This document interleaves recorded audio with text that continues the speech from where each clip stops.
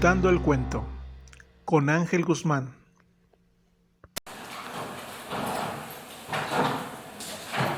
Buenas tardes a todos. Bienvenidos sean al Museo de la Restauración de la República. En nombre de la Secretaría de Cultura, la maestra Ana Paula López Guzmán, el director de Difusión y Patrimonio Cultural, el arquitecto Gustavo Sánchez, y el coordinador del museo, el licenciado Cristian Ernesto Arredondo, les damos la más cordial bienvenida esta tarde de jueves 24 de octubre para tener una presentación del libro de la prensa en Querétaro. Bastante interesante el libro que está coordinando la Universidad Autónoma de Querétaro por parte de la Facultad de Filosofía, de Historia y Filosofía. Nos acompañan en este panel, pues está la maestra Fátima Luján, que es parte de la coordinación de este libro, el maestro Ricardo Jarillo, pues escritor, autor del mismo, y por último está el licenciado Valentín García, quien va a dar una presentación del mismo. Quiero darles entonces nuevamente la bienvenida y dejo la palabra a la maestra Patricia Mandujano para que pueda iniciar pues esta presentación. Sean bienvenidos y excelente tarde.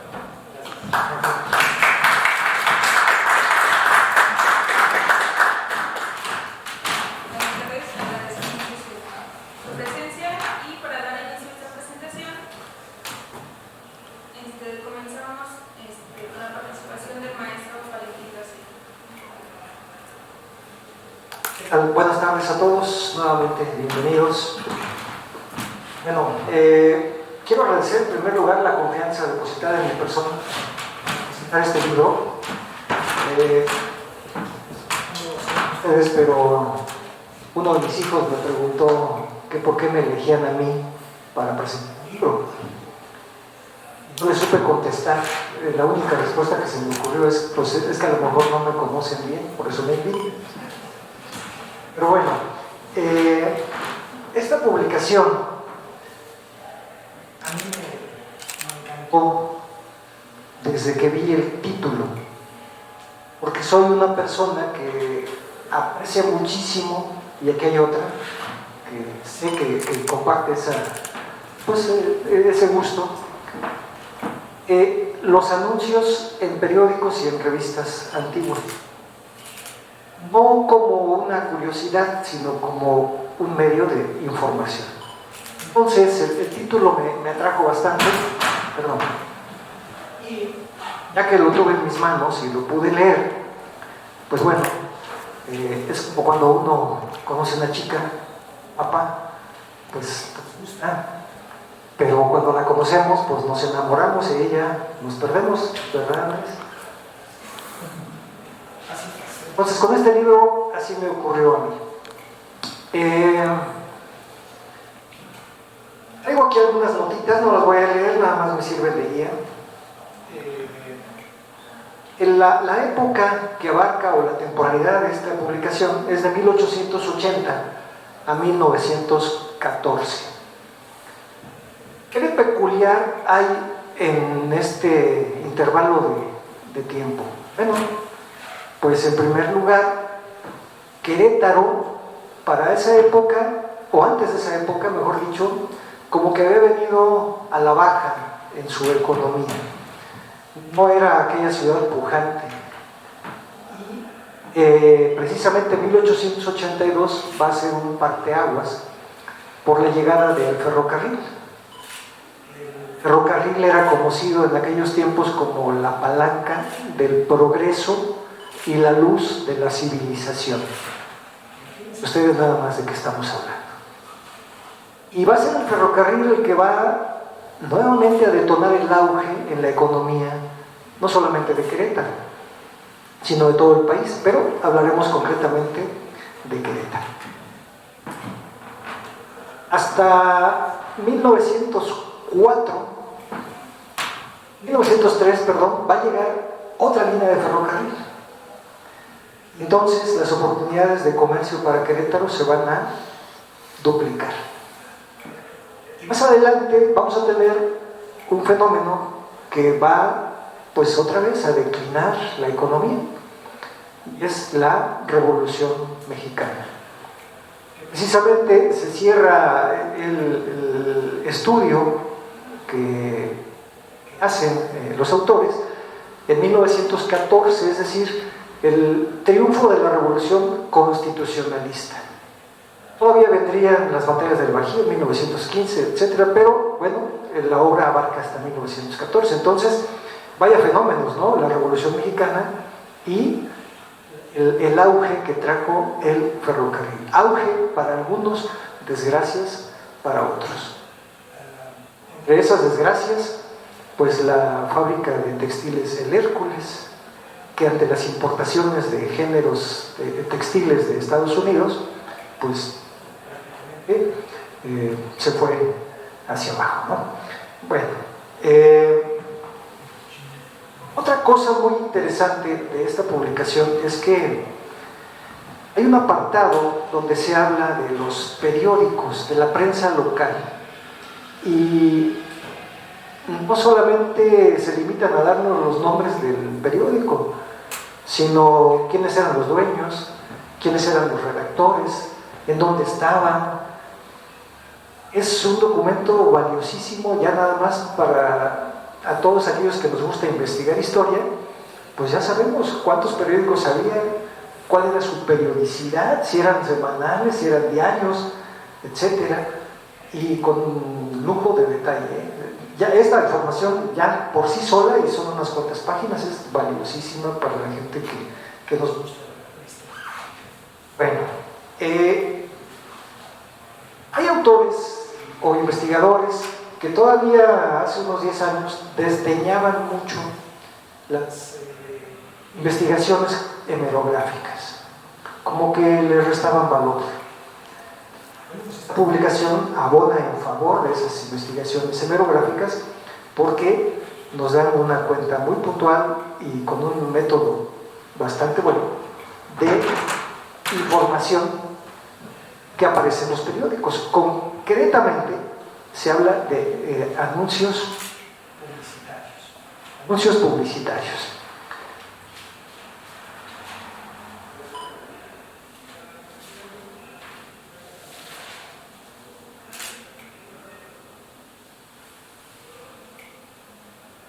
La incipiente publicidad que aparece en estos periódicos nos pudiera parecer hoy día un poquito ridícula por la manera en que se anunciaba, ¿no? Recuerdo por ahí un anuncio de una empresa de publicidad, precisamente, que dice: escriba un texto, un ensayo, es la palabra correcta, escriba un ensayo de su negocio y nosotros elaboraremos un anuncio que le garantiza el éxito para las ventas que usted desea hacer. Entonces imagínense que yo que vendo, no sé, agua, pues hago mi ensayo, se lo mando a esta gente y ellos, con base en lo que yo les escribí, van a elaborar un anuncio. Y los anuncios pues a veces decían a precios módicos, como es el título del libro, o garantizamos la calidad de nuestros productos, o nos decían si los productos eran de alta calidad, de calidad regular o corrientes. Se vendía de todo. Entonces, pues, si tienes buen poder adquisitivo, te llevarás la edición de lujo, y si no, pues te llevarás la más corriente, pero yo la vendo y aquí está a disposición. En el estudio también se da visibilidad, creo que es la palabra adecuada, para un sector hacia el cual no estaba dirigida la publicidad. Volvamos a finales del siglo XIX y nos daremos cuenta de que la mayoría de la gente que habitaba Querétaro no sabía leer o no sabía escribir. Esta publicidad se da en los periódicos.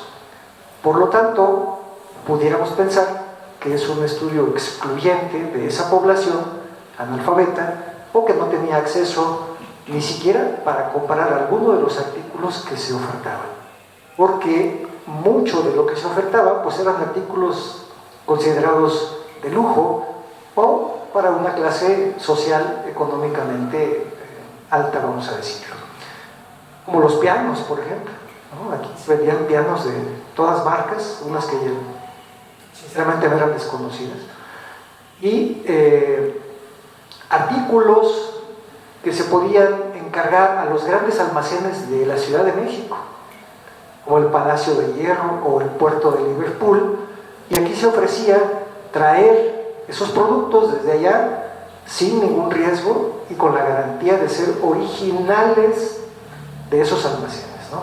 Cosas así de extrañas se anunciaban.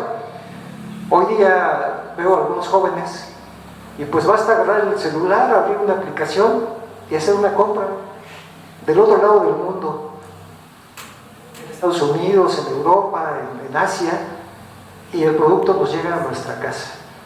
Pues en algunos de los anuncios de casas comerciales de aquí de Querétaro, la novedad era en que uno podía llamar por teléfono y nos traían el producto a nuestra casa, ¿no?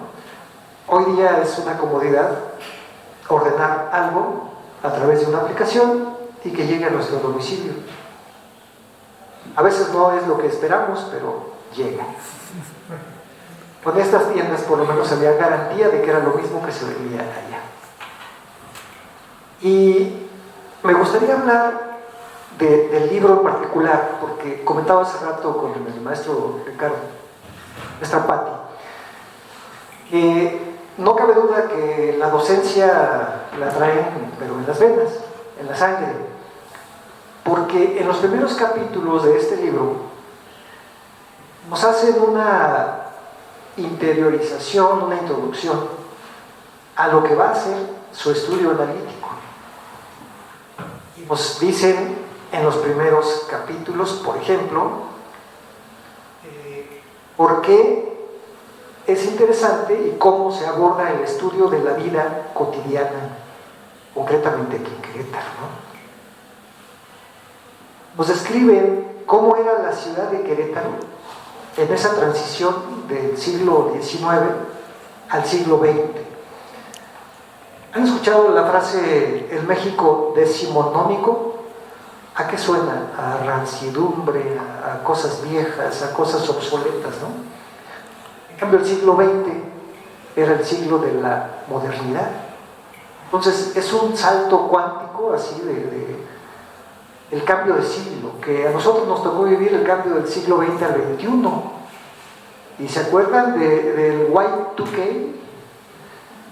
¿Qué es el Y2K? Pues que las computadoras van a dejar de funcionar porque estaban programadas para que en el año 2000 ya no iban a funcionar. Y fue todo un lío. Yo recuerdo, en aquel tiempo trabajaba en la industria y eso fue algo que cimbró a la economía nacional, bueno, a la economía mundial. Entonces el cambio de un siglo a otro, tan reciente como lo que vivimos nosotros, del 20 al 21, pues fue intenso, importante. Ahora imagínense, del siglo XIX al siglo XX, pues con las debidas proporciones, pero más o menos así. También en otro de los capítulos nos habla, perdón, ya me perdí aquí, mejor me voy a mis notas.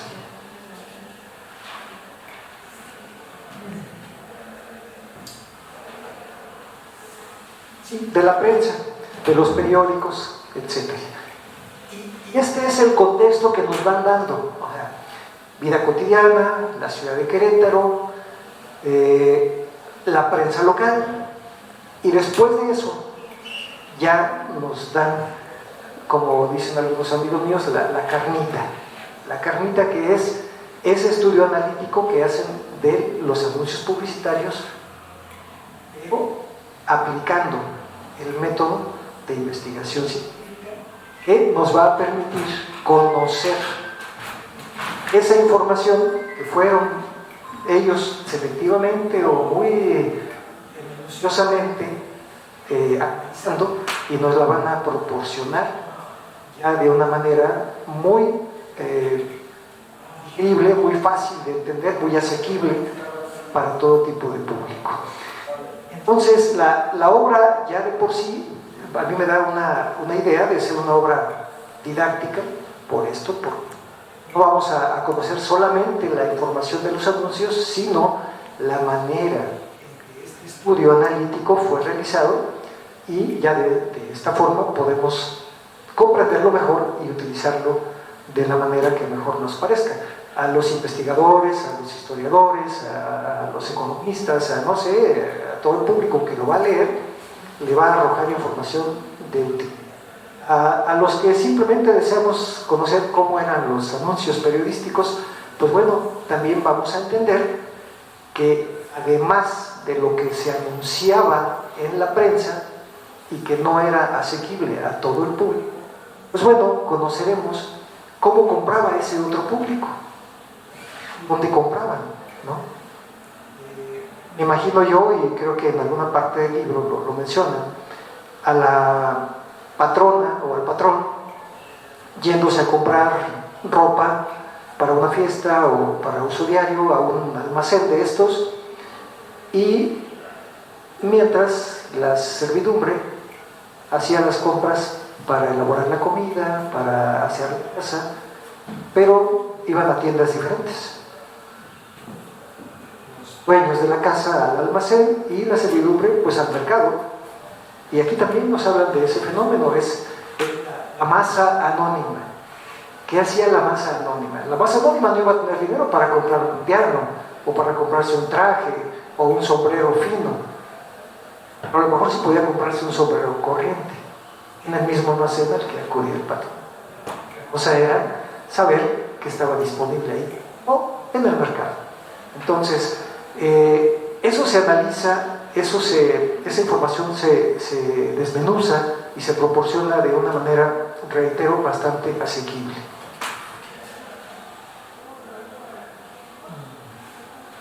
Sí lo voy a leer porque no quiero verme. Con gran habilidad y diligencia, los autores nos llevan de la mano en los primeros capítulos, contextualizando la información y adentrando al lector en el estudio de la vida cotidiana, la prensa y la dinámica de mercado como objeto de estudio. La ciudad de Querétaro, de la estadía decimonónica a la modernidad del siglo XX. La prensa local, la publicidad y la vida cotidiana, para rematar magistralmente con los temas focales de estudio: la salud pública, el abasto y el consumo, y finalmente el ámbito doméstico y local.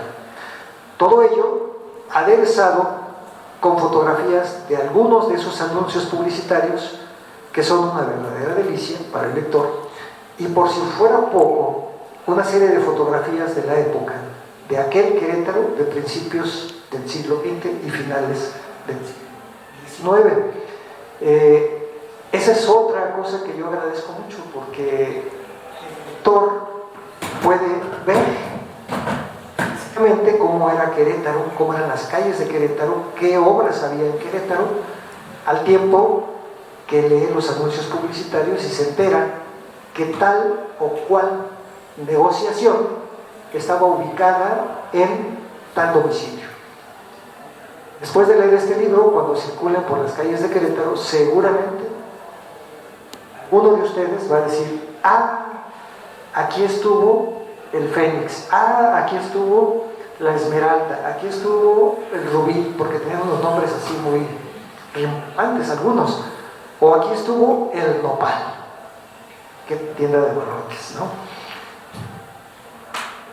No me voy a extender mucho y voy a finalizar con algunos ejemplos de las imágenes que van a encontrar aquí. Por ejemplo, en la página 144 hay una imagen de una negociación que se llama Áncora y Cruz Roja Unidas. ¿Qué se les ocurre que vendieran ahí? Áncora y Cruz Roja. A lo mejor van a decir que material de curación.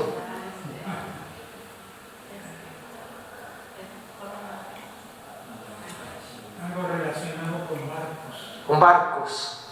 Bueno, dice aquí, Áncora y Cruz Roja unidas, calle de Juan Caballero y Ocio, número 16, apartado 10, teléfono número, va a estar largo, no creo que se lo aprendan, 99. Géneros de todas clases de lana, seda y algodón, cachemiras finas y corrientes, bonetería y carnicería en general, cedería y perfumería, sombreros jaranos,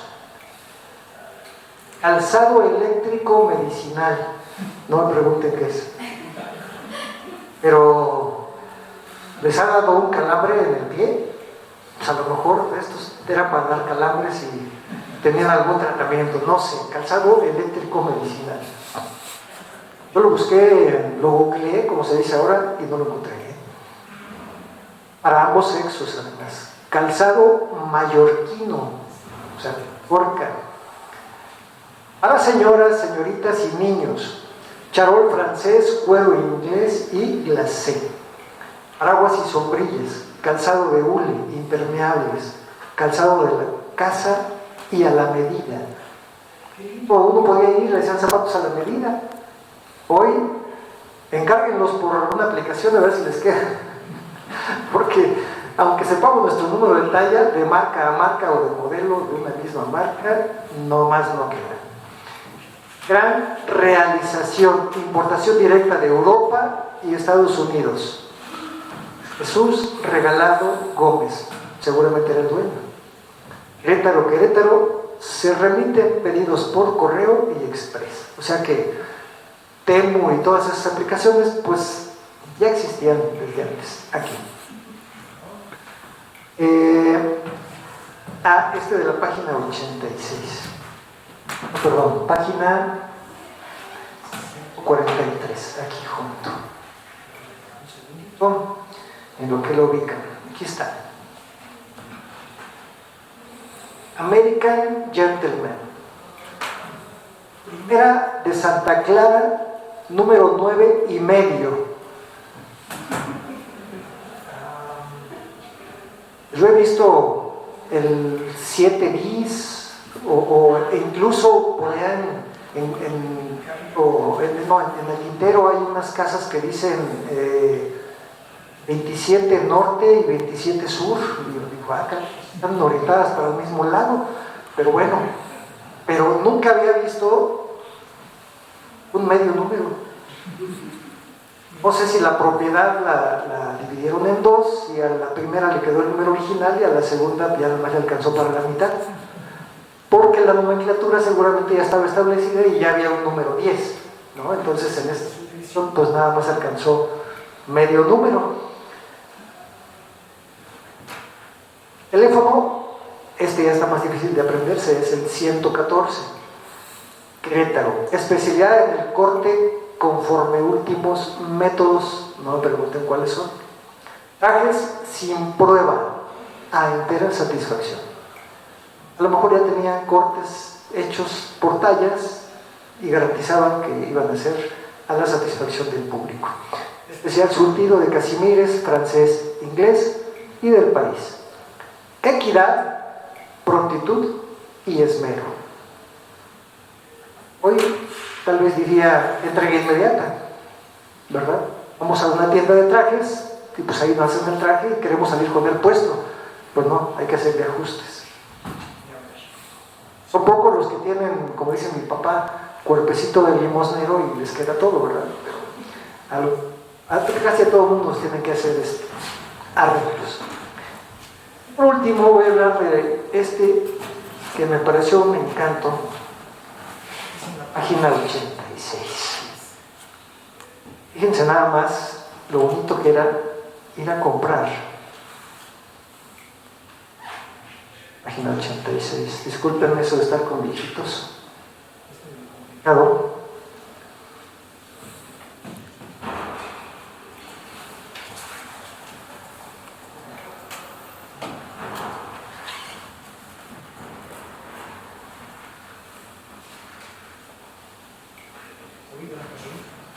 puede ser. Es que como las páginas con las ilustraciones no vienen enumeradas, la Huerta Grande, el 86, imagen 36, por el número de imagen. Es un anuncio chiquitito que dice: ahora sí ya puede usted mandar comprar su fruta en la famosa Huerta Grande. Única quinta de recreo en esta población. Columpios voladores. Y luego dice EST. No sé si quisieron decir ETC, etcétera. Pero dice EST. Si usted tiene pensado hacer alguna merienda o día de campo con su familia o amigos, nada más a propósito que este local. Diríjase a los teléfonos 310 o 466. ¿Se dan cuenta cómo ya fue aumentando? Del 99 que empezamos y aquí ya vamos en el 468. ¿Sí? López Hermanos. Qué maravilla poder ir a una huerta y comprar la fruta o la verdura que uno necesitara ahí directamente, ¿no? En lugar de ir aquí al súper como vamos hoy y no saber ni de dónde viene, si es de importación, si es nacional, si es de aquí el estado o viene de algún otro lugar.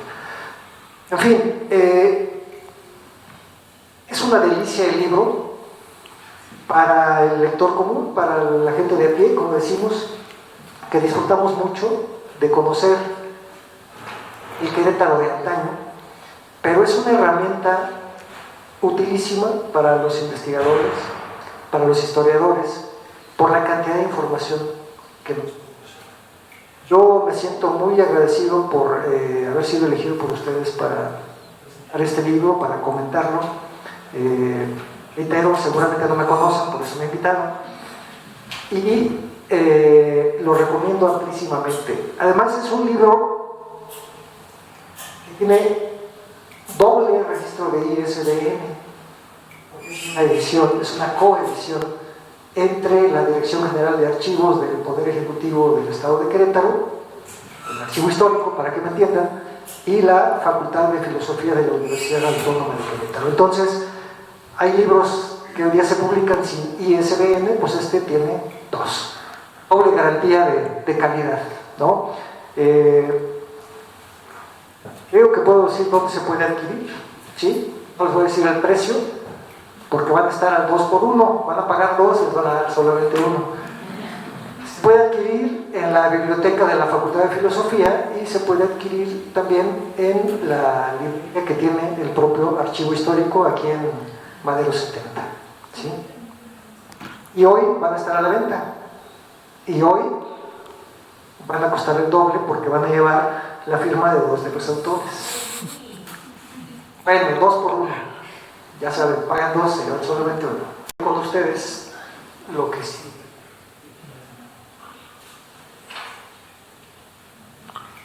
El libro, una de las razones por las que me gustó, es porque empieza hablando de los ferrocarriles y pues quienes me conocen saben de mi pasión por los trenes y todo lo que ello implica. Casi es un sacrilegio que no me ponga yo los guantes para agarrar esto. Es una publicación de septiembre de 1882. Es el ejemplar número 1 del tomo 1 de El Indicador Barbier de los ferrocarriles mexicanos. Esta era una publicación de tipo económica, o sea, aquí venía información de economía. ¿Y por qué la voy a utilizar? Porque en algún lugar habla de los periódicos que hay en el país. Entro rápido. Y entre ellos menciona los que hay en Querétaro en 1882. Dice: prensa de los Estados Unidos mexicanos, Es prácticamente toda la página izquierda. Luego dice prensa de los estados y vienen por estado y aparece en orden alfabético Querétaro, la sombra de Arteaga, la exposición de Querétaro, la hoja suelta, el epígrama, así acentuado el epígrama. Entonces nos da cuenta de que al menos hay 4 publicaciones conocidas en la Ciudad de México. Y en la penúltima página, algo que comentaba yo ya aquí con el maestro Ricardo y con la maestra, acerca de aquel desdeño que algunos investigadores o historiadores le dan a las revistas y a los periódicos, que para mí han resultado valiosísimas. Es un anuncio de la Compañía Constructora Nacional Mexicana y habla de la apertura del ferrocarril de México a Toluca. Este es el antecedente más antiguo de la línea del ferrocarril nacional. Hasta 1903 pasaría por Querétaro. Y dice aquí, apertura del ferrocarril de México a Toluca. ¿Por qué lo traigo a colación? Porque apenas se acaba de inaugurar el servicio del tren de Toluca, uno muy moderno, no me acuerdo cómo se llama, Andrés, ¿te acuerdas? ¿Cómo? Insurgentes, ok. Ese tren que llegó hasta Nuevo Laredo no pasaba por Querétaro, se iba de la Ciudad de México a Toluca, Marabatío, a Cámaro, y luego daba vuelta hacia Celaya, hacia San Luis Potosí, Saltillo, Monterrey y finalmente Nuevo Laredo, pero no pasaba por Querétaro. Entonces aquí se da cuenta de que ya está la apertura del servicio a Toluca, nada más a Toluca. A los horarios, algo bien importante, la fecha, septiembre 1 de 1882. Van a pasar todavía 2 años más para que llegara hasta Nuevo Laredo. Pero el anuncio es hermosísimo porque viene una locomotora, vienen ahí unos deditos señalando que es un aviso, es un anuncio.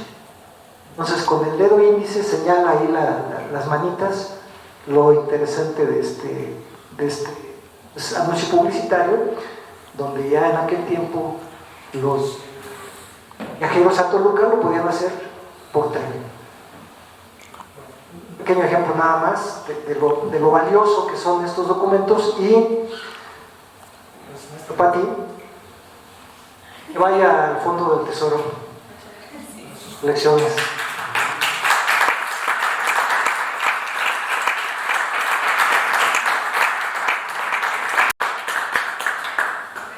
Agradezco la participación del maestro Valentín. Continuando con este acto, me gustaría concluir la presentación. Me presento, soy Pati Mandujano del Fondo del Tesoro. Yo ingreso en el fondo hace 5 años, en abril. Posteriormente a esto, yo comparto mi ingreso al Fondo del Tesoro con algunos profesores con quienes compartí algunas actividades durante mi formación en la licenciatura en Historia en esta facultad, y uno de esos profesores fue el maestro Jarillo. Entonces, ya teniendo como antecedente algunas colaboraciones previas en archivos históricos en la Sierra Gorda, surge esta iniciativa de hacer el proyecto de... ¿Me escuchan así? No. Entonces surge esta propuesta de hacer una investigación relacionada a la prensa queretana que se alberga en el Fondo del Tesoro. ¿Por qué? Porque hasta ese momento eran pocas las personas que estaban enteradas del material hemerográfico que se resguarda en ese espacio. Entonces, en el 2019 es cuando surge esta propuesta para que, entonces son 5 años de trabajo hasta estar en esta fecha. Justo fue en noviembre de 2019 cuando el profesor Jarillo se acerca y dice, bueno, entre tantos vacíos que hay entre de las investigaciones hay que aportar hay que nutrir uno de esos vacíos para que pues, ofrecer herramientas nuevas a los investigadores, a la comunidad estudiantil. Entonces surge esa propuesta. Entonces, bueno, como mencionó el maestro Valentín, nos enfocamos primero a la publicidad. ¿Por qué? Porque era una forma a lo mejor de acercarlo a la comunidad estudiantil principalmente, o sea, mostrar algo novedoso. Bueno, primero como antecedente les quisiera también decir cómo surge el Fondo del Tesoro. Este surge en el 2008 como iniciativa de estudiantes de la licenciatura en Historia. Posteriormente, en el 2010 es cuando por fin abre puertas a investigadores y demás interesados en conocer estos acervos, pero durante su ir y venir cierra el Fondo del Tesoro un par de años, en el 2015, 2017. Posteriormente abre ya con una colaboración con la Dirección General de Bibliotecas de la UAC y la Facultad de Filosofía.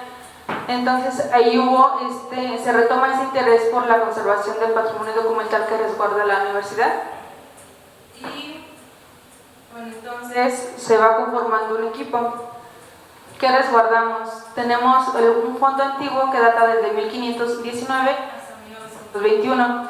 Esto en cuanto al acervo bibliográfico. Tenemos también un acervo hemerográfico, que es de lo que se compone esta obra. Por un lado tenemos la prensa oficial, que es La Sombra de Arteaga, desde su primer número, publicado en 1867 a 1921. Y por el otro está la prensa no oficial, que es desde 1843 a 1914. Entonces, en la formación que recibimos en la licenciatura, muchas veces nos dicen, hay que consultar las fuentes, pero tenemos como a lo mejor este vicio de solamente enfocarnos en las obras de Arteaga. Sin embargo, el Fondo del Tesoro es una muestra de que hay más que las obras de Arteaga, que nos ofrece otras visiones que nos apoyan a nutrir nuestras investigaciones. Entonces, fue esta la intención de este material, ofrecer más fuentes que estén al alcance, visibilizar los tesoros que tiene el fondo. Y bueno, entonces, ya teniendo un avance en esta investigación, que si bien la pandemia nos frenó mucho la participación, el cómo estábamos trabajando, porque necesitábamos tener las fotografías, nutrir de alguna manera todo el texto que está plasmado en el libro, pero necesitábamos las fotografías, ilustrar y compartir estas imágenes también de la evolución de la publicidad. Al principio tenemos publicidad solamente tipográfica, un par de líneas, el número telefónico y la dirección. Posteriormente, ya para finales del siglo XIX, hay algunas ilustraciones, algunos adornos que decoran esta publicidad, y ya finalmente, entrado el siglo XX, tenemos incluso el uso de la fotografía, que solamente fue un sastre, me parece que era de origen francés, que pues, estaba establecido frente al Jardín Cenea. Ellos ya hacían uso de la fotografía para su publicidad. En todo el análisis que realizamos de esa publicidad, solamente hay 2 fotografías, o sea, de ese mismo comercio. Entonces, por eso es tan importante la fotografía para esta publicación. Desde la portada ya tenemos unas muestras de lo que viene en su contenido. Y bueno, para poder estar aquí presentando ese material, es necesario mencionar que fuimos beneficiados por el fondo del Patio Barroco, que es un fondo para recursos para la impresión de libros. Entonces, en esta convocatoria fuimos uno de los 3 beneficiados. Aquí quiero agradecerle al maestro Luis Mauricio Martínez, que está como público, también al maestro Jorge Marroquín del Archivo Histórico. Creo que hicimos un buen equipo para poder estar aquí con ustedes y ofrecerles este material, desde la orientación del parte del equipo del Archivo Histórico.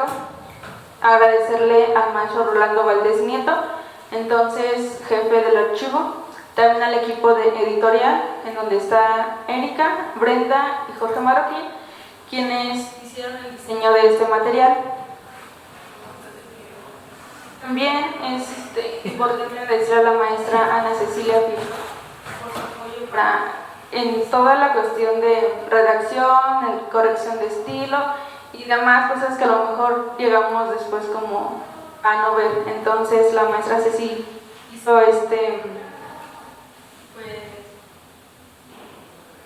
lo pulió de más este material. Y bueno, para terminar mi participación, solamente agradecer al equipo del Museo de la Restauración por apoyar la divulgación del acervo documental que resguarda el Tesoro. Ya hemos tenido la oportunidad de participar en algunas exposiciones en colaboración con ellos, exposiciones que se realizan de la mano de los estudiantes de la Facultad de Filosofía, quienes nos han apoyado a realizar investigaciones, nuestras actividades de conservación preventiva, la organización del material, y creo que algo sumamente importante es la divulgación. Entonces, agradecerle al equipo del museo, de tanto conspiradores y restauración, por esa apertura que han tenido con nosotros para compartir el material y acercar este patrimonio documental más allá de los libros, en las exposiciones, en algunas charlas que también hemos participado, nuestro Jarillo y yo. Y bueno, este compromiso que tenemos por acercar los bienes documentales, también yendo en esa línea, invitarlos a conocer el Fondo del Tesoro, ubicado en el patio barroco del campus de la Facultad de Filosofía. Tenemos un horario de 8 a 4 de la tarde, ofrecemos visitas guiadas y también si hay alguien interesado en consultar el material puede acercarse, nos puede escribir al correo acervo.tesoro@uacu.mx y podemos agendar una cita. ¿Por qué la cita? Porque el espacio es pequeño y tenemos estudiantes que están trabajando otras actividades de conservación documental, entonces para poderles ofrecer un espacio en el que puedan realizar sus consultas. Y bueno, nada más de mi parte, sería todo. Gracias.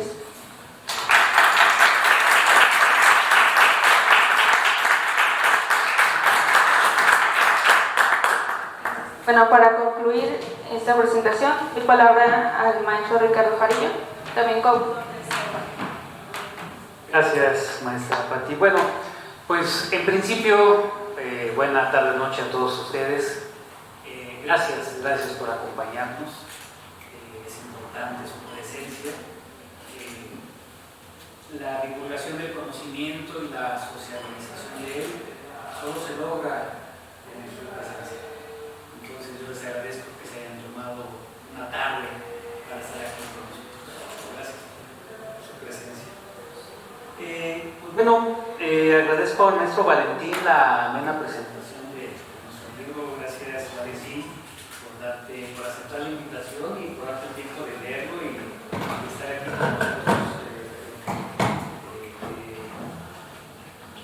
La forma en que nuestro Valentín presentó su contenido invita a leerlo, invita a que conozcan nuestro trabajo.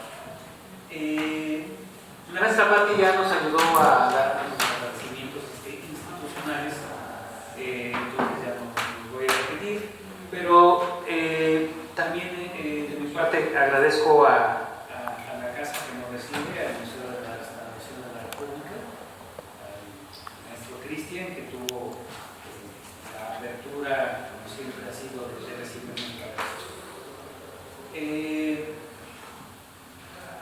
Bueno, un gran reto para todos los autores, creo yo, es que seamos autocríticos.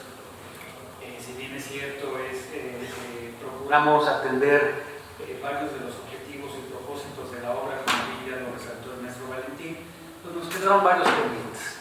Pero bueno, estos pendientes, alguna vez escuché que le adjudicaron a un autor la siguiente frase: uno termina de escribir porque hay que entregar. Entonces, varias cosas se nos quedaron en el tintero. Por ejemplo, esta parte que comentaba el maestro Valentín sobre los periódicos, se nos quedó en el tintero un catálogo hemerográfico, precisamente. Hubiera sido interesante incluirlo en el libro, pero bueno, es uno de los puntos que hemos comentado la maestra Patricia y yo que debemos de cumplir porque es un instrumento de consulta para el hacer, ¿no? Tener un catálogo con todos los títulos que aquí se mencionan. También hubiera sido interesante, por ejemplo, entre otras tantas cosas, tener un plano comercial, poder ubicar en un plano de la época los diferentes almacenes que entonces se publicitaron en la prensa. Y pues bueno, poder haber hecho un análisis comparativo entre la prensa queretana de esos años con la prensa que ya se hacía en México, por ejemplo. Pero bueno, el punto aquí es que sumado a estas omisiones, que en principio son de nuestra entera responsabilidad, pues esperemos haber cumplido un propósito que es, por un lado, acercarnos a un público mayor, no solamente académico, como bien le agradezco al maestro Valentín que lo haya señalado. Procuramos que el texto no solamente se quedara en el núcleo de colegas que se dedican a hacer historiografía. Hemos ya tenido la oportunidad de que haya existido una presentación de ese tipo, pero el punto es que precisamente es sociabilizar este conocimiento que es nuevo y también invitar, como ya lo comentó la maestra Patricia, al público que se acerque a acervos documentales que forman parte del patrimonio cultural. El acervo que se resguarda ahí en el fondo del tesoro es un acervo muy valioso y una forma de darle vida es a través de esta propuesta que hicimos. Esperemos que les guste, esperemos que si tengan oportunidad puedan conocer el libro, ya sea por compra o por obsequio, de mano en mano, y que sin duda dé pie tanto al público en general como a colegas que se están formando en la licenciatura en Historia para que poder abordar otras temáticas historiográficas que generalmente pasan desapercibidas. Como también lo comentó el maestro Valentín, procuramos, como bien en algún texto lo dijo el doctor Juan Carlos Jiménez, dar cabida a la masa anónima, a luz y nombre. Procuramos que aquí aparecieran los arrieros, las amas de casa, los carpinteros, aquellos que generalmente no aparecen en los libros de historia. Entonces, por mi parte, pues es reiterar, agradecer su presencia a la casa que nos recibe, al maestro Valentín y sin duda a mis colegas, las maestras Patricia Mandujano y Ana Cecilia Figueroa, que ya